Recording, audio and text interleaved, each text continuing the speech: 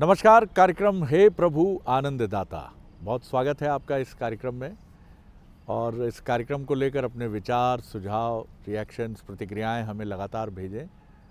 हमारा नंबर एक बार फिर हम आपको बता देते हैं, आपकी स्क्रीन पे है व्हाट्सएप नंबर। इस पर आप व्हाट्सएप पर संदेश भेज सकते हैं 7009694440। आज हम बालाघाट से जो हमारे एक दर्शक हैं, करीब 45 साल के RK सक्सेना जी ने ये संदेश हमें भेजा है। इन्होंने कहा, मैं गीता को अक्सर बहुत ही एक रुचिकर ग्रंथ की तरह बहुत बचपन से ये संस्कार पड़ गए थे भीतर। माता पिता और उनके पूर्व दादा दादी इसके लिए जिम्मेदार हैं। ये समझना चाहते हैं हमारे विद्वान वक्ता से कि गीता में मैंने इसको पढ़ा तो बहुत और कई बार गुना बुना भी और समझता भी हूँ, लेकिन थोड़ा सा इसकी व्याख्या, मीमांसा और कुछ मार्ग भी अगर मुझे पता चले तो मैं इसको बहुत बेहतर तरीके से अपने जीवन में आत्मसात कर पाऊँगा। इनका कहना है कि भगवत गीता ये बात कहती है कि आपके जीवन में शोक इसलिए है कि आपने विभाजन कर रखा है, ये मेरे प्रिय हैं और ये मेरे प्रिय नहीं है। जो कौरव पांडवों का भी एक, जिसको हम कहते हैं धृतराष्ट्र की दृष्टि है, ये तो कि कौरव मोह इतना था, अपने पुत्र के मोह में इतने उलझे कि पुत्र के समान ही अपने पांडवों को, जो कि उन्हीं के संबंधी, रक्त संबंधी हैं, उनके प्रति उनकी दृष्टि बदल गई। और इनका ये कहना है, मैं बिल्कुल समझता हूँ, लेकिन इस चीज़ को आत्मसात करने के लिए और कैसे समझूँ इसको, और इसकी सरल व्याख्या किस रूप में हो कि ये मेरे प्रिय हैं और ये मेरे प्रिय नहीं हैं। इसकी जो विभाजन रेखा है, इसको कैसे समाप्त करूँ। तो आज हमारे साथ हैं हमारे और आपके सुपरिचित विद्वान वक्ता, भगवत गीता के अध्येता, मानस मर्मज्ञ प्रोफेसर डॉक्टर सुरेंद्र बिहारी गोस्वामी जी। प्रणाम कर रहा हूँ गोस्वामी जी। और आज इस प्राकृतिक छटा में आपके साथ बैठकर मैं बड़ा आनंदित हूँ। देखिए, आपने आज जो प्रश्नकर्ता का प्रश्न आपने रखा है, यही वास्तव में हमारे जीवन में द्वंद्व उपस्थित करता है। और ये अति विचित्र द्वंद्व उपस्थित करता है, क्योंकि अगर मैं कहूँ कि ये तुम्हारा प्रिय है तो फिर वो प्रिय सदैव रहना चाहिए आपके जीवन में। लेकिन आज वो प्रिय है, कल वो ना रहे तो हाँ, कल वही आपका अप्रिय हो जाता है। एक बड़ा सुंदर प्रसंग उपस्थित हुआ, उपनिषद में इसकी बड़ी चर्चा है। ये प्रसंग जो है, याज्ञवल्क्य की दो पत्नियों के मध्य उत्पन्न होने वाले विवाद के परिप्रेक्ष्य में उपस्थित हुआ जी। तब याज्ञवल्क्य जी ने एक बहुत अच्छी बात कही थी। उन्होंने अपनी पत्नी गार्गी से एक बात कही बड़ी गूढ़ता के साथ में, कि प्रिय और अप्रिय क्या है। ये हमारे मनानंद को प्रभावित करने वाला तथ्य है। यदि हमारा मन द्वैत में होता है तो कोई हमें प्रिय लगने लगता है। द्वैत को समझ लीजिए, जब हमारा मन सापेक्ष हो जाता है, जब हमारा मन किसी के पक्ष में हो जाता है, या हमारे मन का हो जाता है, या हमारे मन के लिए वो हो जाता को जो भाता है, तो वो हमको प्रिय लग जाता है।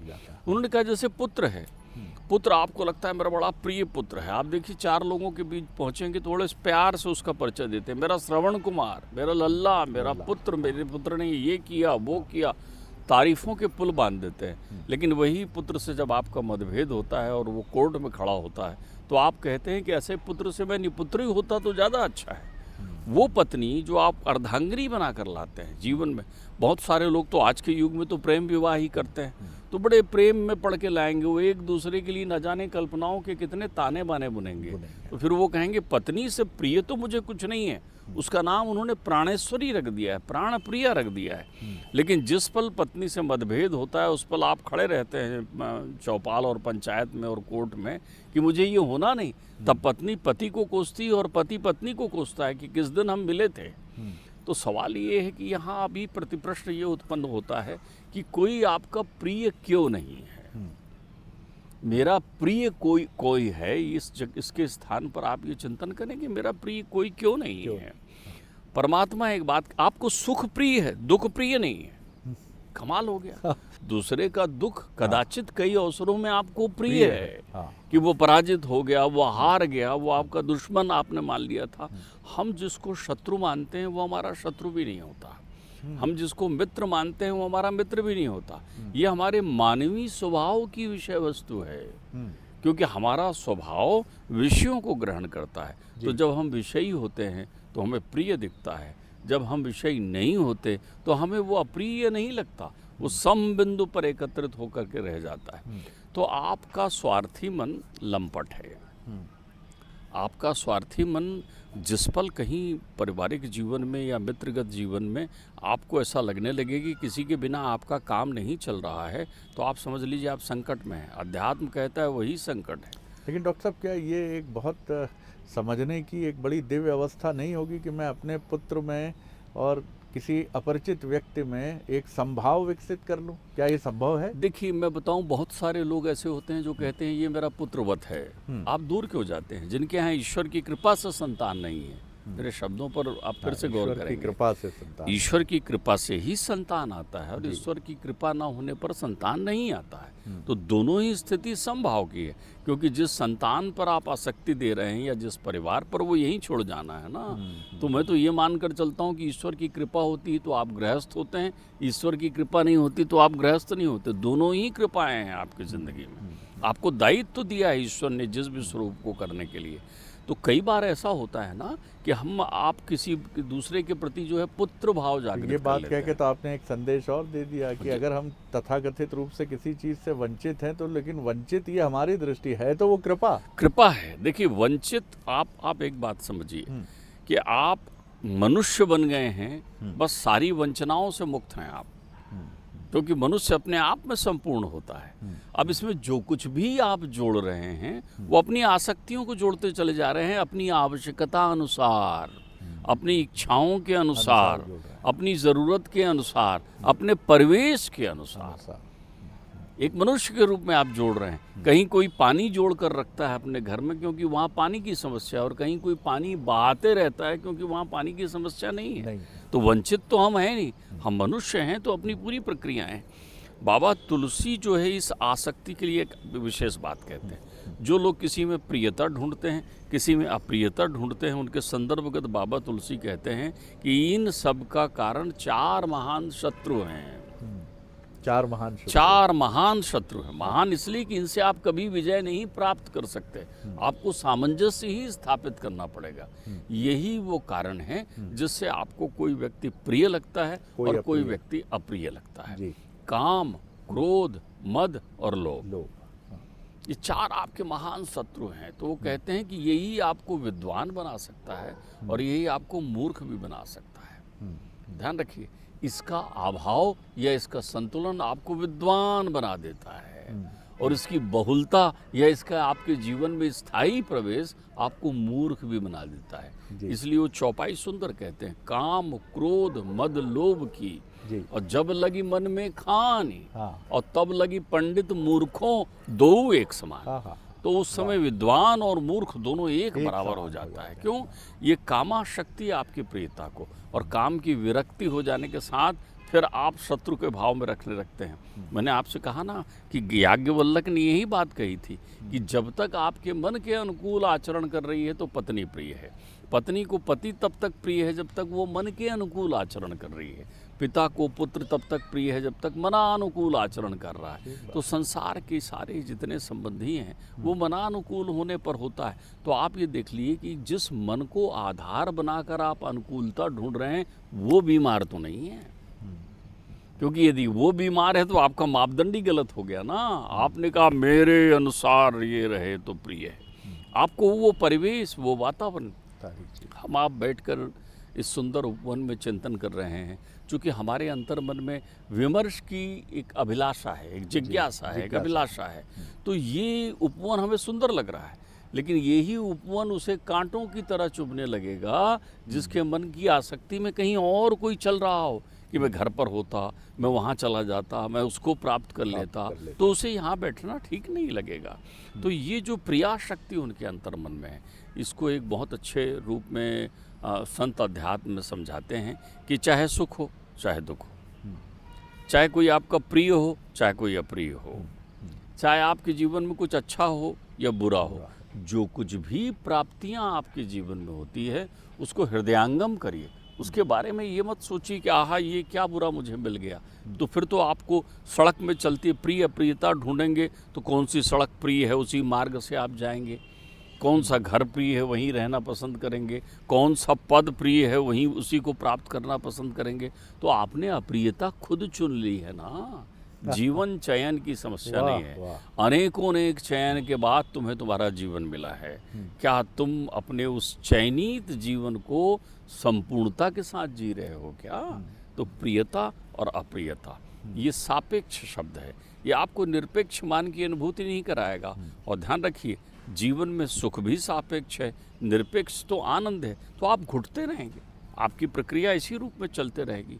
आप मुझे बताएं, शिशुपाल और कृष्ण दोनों सगे फुफेरे भाई थे जी, सगे फुफेरे भाई। और आप देखिए जब शिशुपाल छोटे थे कृष्ण से, जब शिशुपाल का जन्म हुआ तो अपनी बुआ से मिलने गए। दमघोष के राजा के यहाँ उनकी बुआ ब्याही थी, दमघोष के पुत्र थे वो, चंदेरी नरेश थे दमघोष, उनके यहाँ गए। तो देखने गए कि मेरा छोटा भाई आया है, कृष्ण किशोर अवस्था में थे और वहाँ पहुँचे देखने के लिए। तो उसी दरमियान उनका नामकरण संस्कार हो रहा था, ध्यान रखिएगा। वो पल्ले में लेटे हुए थे। कृष्ण ने आनंद से शिशुपाल को गोद में उठाया, देखा, बोले साहब ये तो उनके भैया आए हुए हैं, भगवान कृष्ण चले आ रहे हैं। भगवान तो शब्द मैं उपयोग कर रहा हूँ। बुआ ने कहा मुझे बहुत अच्छा लगा बेटा तुम आए हो। तो उसका नामकरण संस्कार होने, नामकरण संस्कार के साथ पुराने समय में हमारे यहाँ संस्कारों का इसलिए महत्व है जी। तो नामकरण संस्कार के साथ ये उनके भविष्य फल पर भी चिंतन किया जाता था। वो प्रकांड त्रिकालदर्शी विद्वान ज्योतिष के अंक गणितों को विश्लेषित करके बताता था कि इसका क्या होगा भविष्य। तो उन्होंने देखा, उन्होंने कहा ये तो बड़ा प्रतापी होगा, सूरवान होगा, लेकिन ये इसमें ईर्ष्या जो है स्थायी भाव में विद्यमान रहेगी, परम ईर्ष्यी होगा ये व्यक्ति, ये प्रतिस्पर्धी को बिल्कुल पचा नहीं पाएगा अपनी जगह। बोले महाराज जी दीर्घायु तो होगा ना? बोले इसकी उम्र इन पर निर्भर है जिन्होंने गोद पर उनको उठा रखा है। बोले कैसे? बोले जब तक ये इनकी मृत्यु कृष्ण से ही है, यही इसके मृत्यु के धारक हैं। ये ज्योतिष बता रहा है कृष्ण वही है, शिशुपाल को गोद में लिए हुए हैं और उन्हें बता रहा है। तो बुआ कहती अरे ये अपने भाई को क्यों वध करेगा? बोले कृष्ण क्या तुम इसे वध करोगे? बोले बिल्कुल नहीं माँ। बोले मुझे वचन दो। तो कृष्ण ने सहज भाव से कहा माँ एक तो छोड़ो, मैं इसके 100 अपराध क्षमा कर दूंगा। 100 अपराध भी करेगा तो मैं इसका वध नहीं करूंगा, मेरा छोटा भाई है। इसलिए तो कृष्ण जो है उस राजसूय यज्ञ की सभा में सावधान करते हैं शिशुपाल को।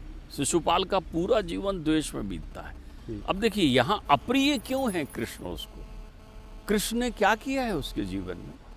कृष्ण तो भाई हैं उसके, लेकिन उसके अंतर्मन में विषय को स्वीकार कर लिया है उसने। तो बहुत से ऐसे व्यक्ति होते हैं जो अपने जीवन में एक क्रम को स्वीकार कर लेते हैं। चाहे काम को स्वीकार कर लें तो उनको काम प्रियता अच्छी लगती है, कि चाहे क्रोध को स्वीकार कर लें तो उन्हें सदैव क्रोध अच्छा लगता है। जो उनके क्रोध के सामने आए वो उनका शत्रु, जिसने उनसे कह दिया कि आपका नाराज होना ठीक नहीं है, आप क्रोधी हैं, जिसने उन्हें गलत मत उनको ये कह दो कि आप गलत हैं तो आप अप्रिय हो गए। कैसे कह रही आप? आपकी पड़ोसी से बात नहीं होती क्योंकि किसी दिन उसने आपके अभिमान पर चोट कर दी।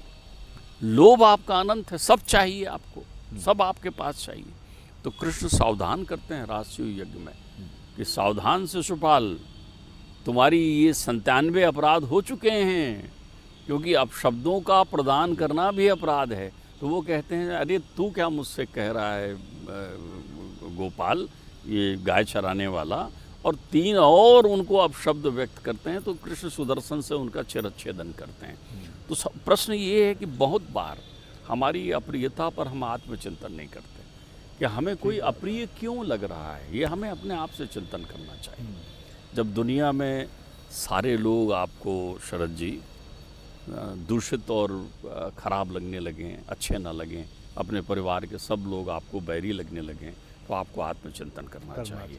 तो मनुष्य की प्रियता और अप्रियता उसके मन के वैमनस्यता की उपज है, उसके मन में विकार की उपज है। वस्तुतः न कोई प्रिय होता न कोई अप्रिय होता। वास्तव में जो परम प्रिय होता है वो परम पिता होता है। जिसको हम ध्यान ही नहीं देते।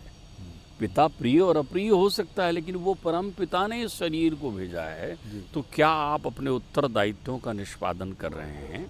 अगर आप अपने उत्तरदायित्वों का निष्पादन अच्छे से कर रहे हैं तो आपको इस ओर ध्यान देने का ही अवसर नहीं मिलेगा कि प्रियता क्या है और अप्रियता क्या है। वाह वाह वाह, बड़ा आनंद आया डॉक्टर साहब। तो आपने देखा कि ये जो वर्गीकरण हम कर बैठते हैं प्रिय और अप्रिय का, ये हमारे दुख का, हमारे शोक का एक बहुत बड़ा कारण बन जाता है, क्योंकि इस वर्गीकरण के तहत हम उन चीज़ों की तरफ चल निकलते हैं जो हमारे हाथ में नहीं, जिनकी तरफ डॉक्टर साहब ने बहुत संकेत किया साफ तौर पर कि पद है या फिर जो कुछ भी जीवन में चल रहा है वो निरंतर क्या किसी के जीवन में चला है? जो नीचे था वो ऊपर की तरफ आया, कई बार जो ऊपर था वो नीचे की तरफ आया, नीचे वाला ऊपर पहुंचा तो उसे सुख की अनुभूति हुई, ऊपर वाला नीचे आया तो उसे दुख की अनुभूति हुई, और जो नीचे से बहुत जतन करके ऊपर आया है वो भी चीज़ों को अपने साथ साध नहीं पाता है। ख़ासतौर से जीवन के कई पक्ष हैं जिनकी तरफ आप जब बढ़ते हैं तो फिर प्रिय और अप्रिय के वर्गीकरण में उलझ ही जाते हैं। तो जीवन कुल मिलाकर एक बिताने के लिए मिला हुआ एक ऐसा क्षण है जहां आप इसके दार्शनिक पक्ष को जब तक नहीं समझेंगे, जब तक आप इसमें उलझे रहेंगे कि मुझे कोई रोग व्याधि नहीं घेर सकती या घेर भी लेगी तो देखेंगे नहीं, ये सब आएगा जीवन में, मेरे घर कोई मृत्यु नहीं होगी, ईश्वर ना करे, लेकिन ये आप और हम सब जानते हैं। क्या हम में से कोई है जिसके घर निधन ना हुआ हो? हम बढ़ रहे हैं उम्र के जिस पड़ाव में है, मेरे माता पिता नहीं हैं अब इस संसार में, करीब करीब 1.5 दशक हो रहा है, तो ये घटनाएं क्या किसी के जीवन में नहीं घटेंगी? और यही वो प्रियता और अप्रियता है। मैंने भी कभी नहीं सोचा था कि एक क्षण वो होगा जिस दिन सुबह होगी और मेरे पिता जो छतनार वृक्ष थे, किसी सायेदार वृक्ष की तरह जिनका साया था, वो इस संसार में नहीं होंगे मेरे साथ। लेकिन आप ये सोचते ज़रूर हैं और यहीं से दुख को कहीं आमंत्रित कर लेते हैं। तो प्रिय अप्रिय के इस तत्व को ये तो आप नहीं कर सकते कि आप सबको अप्रिय कर लें या सबको प्रिय कर लें, लेकिन इनके बीच में एक बिंदु रखें। और शोक को भी जीवन भर गले लगा कर रखने का औचित्य नहीं है, और प्रियता का ढोल पीटते हुए सुख को लेकर आगे बढ़ने का भी कोई मार्ग है नहीं यहाँ पर। बड़ा आनंद आया डॉक्टर साहब। अगले एपिसोड में एक और विषय लेकर उपस्थित होंगे। प्रणाम, नमस्कार।